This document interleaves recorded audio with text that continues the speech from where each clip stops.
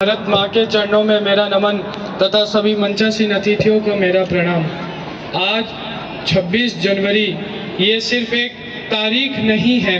26 जनवरी घोषणा है उस दिन की जिस दिन ये उद्घोष हुआ था कि भारत अब किसी ब्रिटिश वायसरॉय के हुक्म पर नहीं बल्कि भारत माँ के संविधान से चलेगा।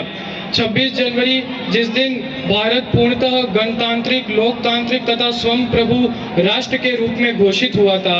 हमारा संविधान वो संविधान जो हमें आज़ादी देता है सबके समान आने की, वो संविधान जो हर नारी को समानता का हक देता है, वो संविधान धर्मनिरपेक्ष तथा न्याय जिसकी मूल आत्मा का हिस्सा है, वो संविधान जो ये अधिकार देता है कि आदिवासी तबके से निकलकर एक महिला भारत के सर्वोच्च पद पर आसीन होकर भारत के राष्ट्रपति के रूप में प्रतिष्ठित हो सकती है।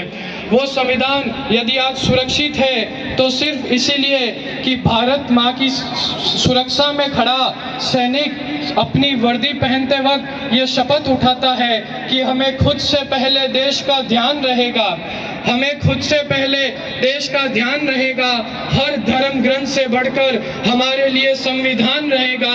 हम शपथ लेते हैं हम कहीं भी रहे हमारे दिल में हिंदुस्तान रहेगा। ये 26 जनवरी हमें ऐसे ही नसीब नहीं हुई है। इस 26 जनवरी का रास्ता होकर गुजरता है 23 मार्च से, जब भगत सिंह, सुखदेव और राजगुरु को फांसी दी गई थी। इस 26 जनवरी का रास्ता होकर गुजरता है 27 फरवरी से, जब अल्फ्रेड पार्क में चंद्रशेखर आजाद ने आखिरी गोली अपने मस्तक में उतारी थी। इस 26 जनवरी का रास्ता होकर गुजरता है 30 अक्टूबर से, जब लाला लाजपत राय की बूढ़ी हड्डियों को जेम्स स्कॉट की बेदर्द लाठियों ने बरस बरस कर तोड़ दिया था। इस 26 जनवरी का रास्ता होकर गुजरता है 30 जनवरी से, जब बापू ने हे राम कहकर सदा के लिए हमें हमेशा अकेला छोड़ दिया था। आंखें भीग रही है ना तो रोकिए अपनी आंखों को, आज उदासी का नहीं उत्सव का दिन है। आज तो ढोल के बजाएंगे, जश्न मनाएंगे और जो लौट के घर ना आए आज उनकी याद में गाएंगे। जमीन पर घर बनाया है पर जन्नत में रहते हैं, हमारी खुश नसीबी है कि हम भारत में रहते हैं। इसी भारत के लिए पूर्व प्रधानमंत्री श्री अटल बिहारी वाजपेयी कहा करते थे कि ये वंदन की भूमि है, अभिनंदन की भूमि है। ये वंदन की भूमि है, अभिनंदन की भूमि है। इसका कण कण शंकर है और इसकी नदी नदी गंगा है।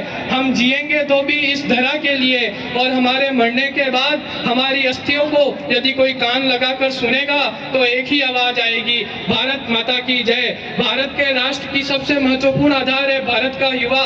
वो भारत का युवा आगे कैसे बढ़ सकता है? भगवान श्री राम के नक्शे कदम पर चलकर। याद रखना साथियों, श्री राम इसलिए नहीं पूजे जाते कि उन्होंने कौशल्या की कोख से जन्म लिया। श्री राम इसलिए पूजे जाते हैं कि उनको वनवास देने वाली कैकेयी को भी उन्होंने कौशल्या सा आदर दिया। श्री राम इसलिए नहीं पूजे जाते कि उन्होंने रावण का वध किया। श्री राम इसलिए पूजे जाते हैं कि अंतिम समय में मरते वक्त रावण के पास उन्होंने लक्ष्मण को ज्ञान लेने के लिए उनके चरणों में भेज दिया था। उन भगवान श्री राम के मर्यादा के व्यक्तित्व को जब भारत का युवा अपने अंदर आत्मसात करेगा तब जन्म होगा उस सोच का जो इस राष्ट्र की उन्नति का आधार बनेगी। वंदे मातरम। जय हिंद, जय भारत। जय भारत।